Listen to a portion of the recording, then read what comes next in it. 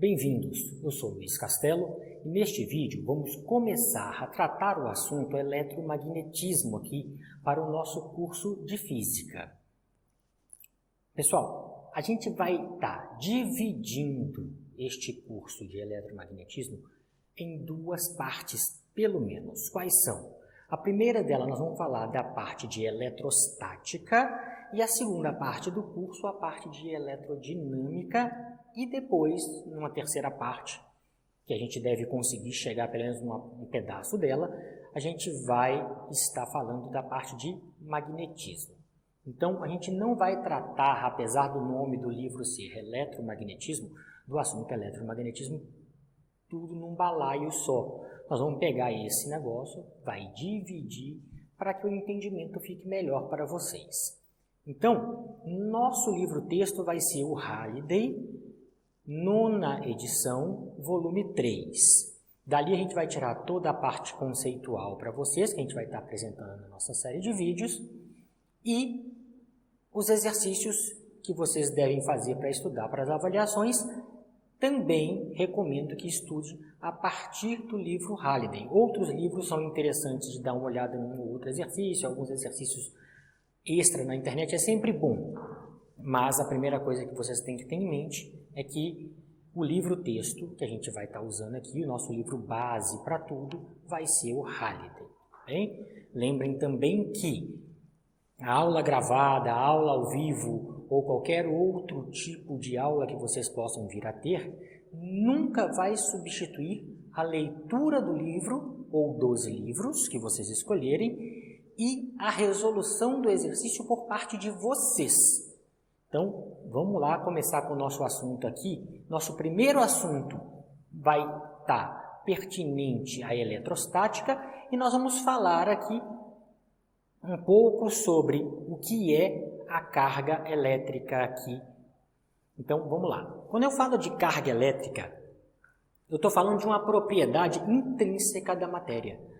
Toda matéria tem nela cargas elétricas, sem exceção. Por que que toda matéria tem carga elétrica ali? Porque todo objeto, toda matéria é constituída por átomos. E os átomos têm prótons em seu núcleo e têm elétrons em sua eletrosfera.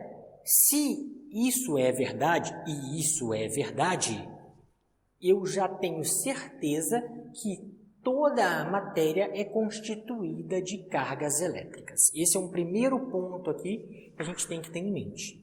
Então, é uma propriedade intrínseca da matéria. O que acontece aqui com essas cargas elétricas na maioria da matéria que a gente tem à nossa disposição? Acontece que ela tem em igual quantidade os números de prótons e os números de elétrons. Lembrem que isso aqui agora a gente está fazendo aqui, vocês já viram tudo isso, isso aqui não é nenhuma novidade para vocês, pelo menos não este comecinho. Então lembrem que os prótons são as partículas que estão lá no núcleo do átomo e têm carga elétrica positiva. Foi convencionado que a carga elétrica do próton é positiva. O cara, quando começou a estudar isso, podia falar o contrário. Não, podia falar que o próton era negativo. Podia dar qualquer outra nomenclatura que fosse o oposto do elétron. Só que ele escolheu chamar de positivo os prótons e os elétrons negativos. Enquanto isso estiver em igual quantidade, a gente fala que o corpo está eletricamente neutro. Ou seja, ele contém cargas elétricas, só que ele não tem nenhuma das duas sobrando. Isso significa para a gente um corpo ser neutro, eletricamente neutro. Significa que eu não tenho cargas elétricas líquidas sobrando, quer seja positiva, quer seja negativa. Então, esse é um segundo aspecto aqui. Ela é uma propriedade intrínseca e ela se dá de dois tipos, positiva e negativa. Tudo bem? Então, gente, obviamente, quando eu tenho, por algum motivo, a gente pode estudar esses motivos daqui um pouco, a gente vai estudar esses motivos daqui um pouco, quando por algum motivo existe um desbalanceamento entre a quantidade de cargas positivas, ou seja, o número de prótons, e a quantidade de cargas negativas, o número de elétrons, a gente fala que esse corpo está eletricamente carregado. A carga líquida total é diferente de zero, não é mais uma carga zero ali. A soma das cargas não dá mais zero, vai ter uma carga diferente de zero. Esse corpo, então, está eletricamente carregado. No nosso curso, aqui, a gente vai ter um interesse especial, obviamente, pelos corpos que estão com esse desbalanceamento de carga. Esses corpos que estão carregados, tudo bem? Então, se a gente tem interesse por esses corpos, é por algum motivo específico. E o motivo específico que a gente tem interesse nesse tipo de corpo, quando está acontecendo um desbalanceamento entre a quantidade de cargas positivas e negativas, é porque vai aparecer forças e eu vou ser capaz de determinar qual é o valor desta força quando existir essa falta ou esse excesso de uma das duas cargas ali. Então, gente, é muito importante, já que vai aparecer força, que vocês lembrem da Física 1 de vocês. Essa matéria nunca vai deixar de ser válida em momento nenhum.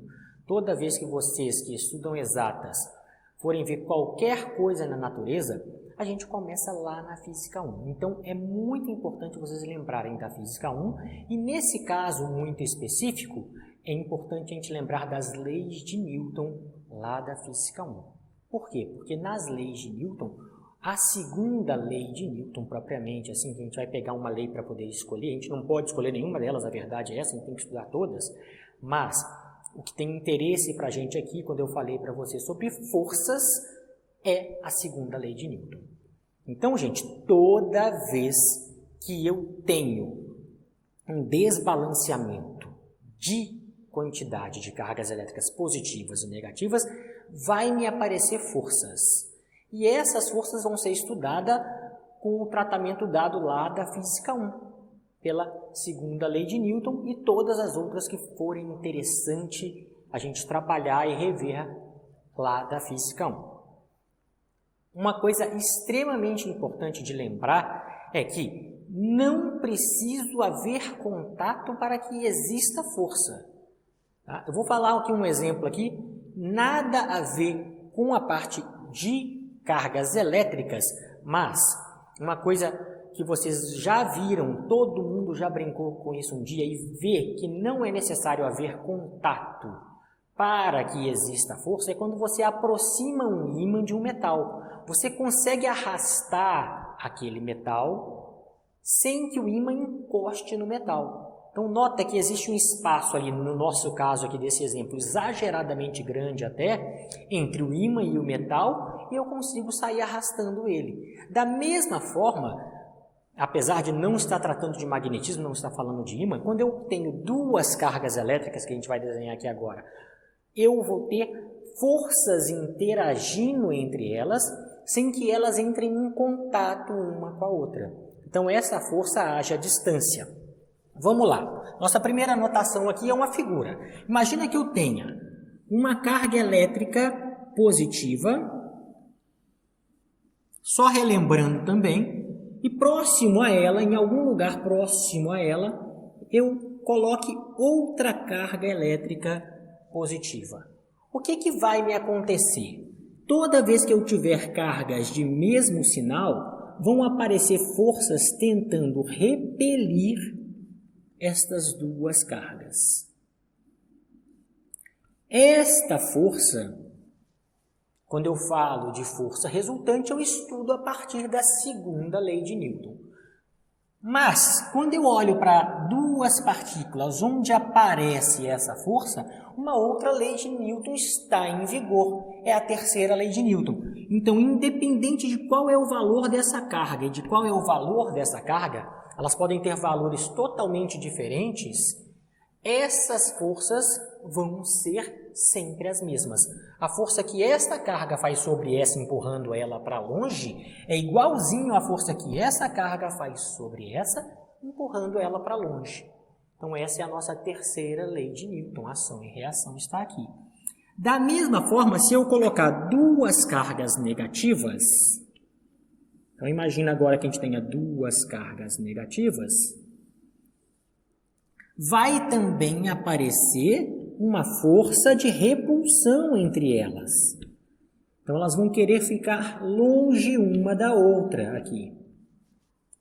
E, finalmente, se eu coloco uma carga positiva próximo de uma carga negativa, vão aparecer forças de atração entre elas. Então, novamente, independente do valor de cada uma das cargas, essas forças vão ser iguais aqui. Então, a primeira coisa que a gente observa aqui, relembrando lá do ensino médio, é que cargas de sinais iguais, quer sejam mais com mais e menos com menos, vão aparecer forças de repulsão.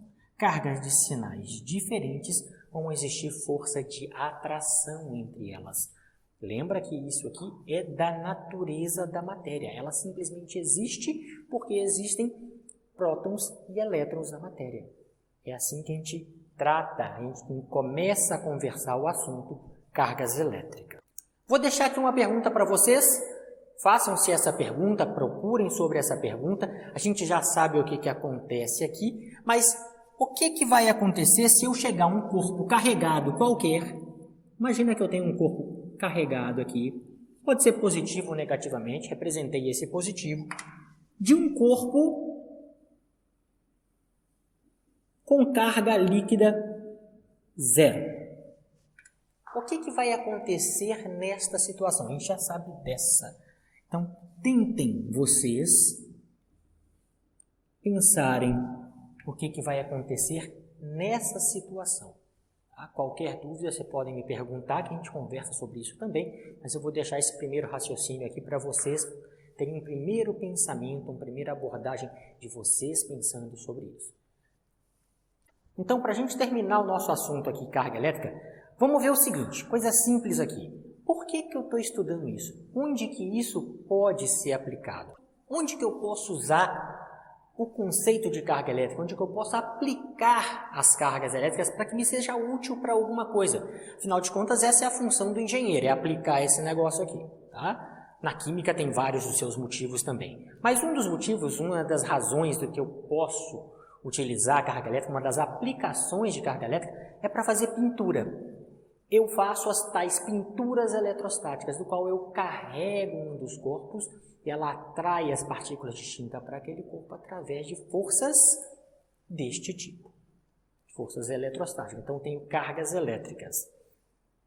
Outra aplicação. Eu posso separar partículas de poluentes dentro de uma chaminé através de forças eletrostáticas. As partículas, quando estão sendo geradas lá, elas têm atritos uma com a outra e vão ser carregadas positiva ou negativamente. Dentro da chaminé eu posso colocar alguma parede ali interna da chaminé que seja capaz de atrair essas partículas de poluentes e grudar na chaminé. É um filtro contra a poluição a partir do conceito de cargas elétricas. Uma outra aplicação que todo mundo já viu e talvez não saiba como funciona são as impressões de fotocópias. Quando eu tiro um Xerox, tiro ali, Xerox é uma marca, né? Mas quando eu tiro uma fotocópia, há o processo de passar o toner para o cilindro da fotocopiadora e do cilindro para o papel, é um processo que envolve cargas elétricas. A gente eletriza o papel com uma determinada carga e ela puxa aquele toner que vai ser grudado na folha de papel. Posteriormente, aquilo é aquecido, por isso que o papel sai quentinho, para que ele não desgrude mais do papel e eu tenha a minha fotocópia sendo feita. Então, essas são algumas aplicações aqui. No próximo vídeo nosso, nós vamos ver aqui sobre condutores e isolantes e alguns processos de eletrização, de como eu obtenho essas cargas elétricas aqui. Então, a gente vai deixar isso para o nosso segundo vídeo aqui do assunto cargas elétricas.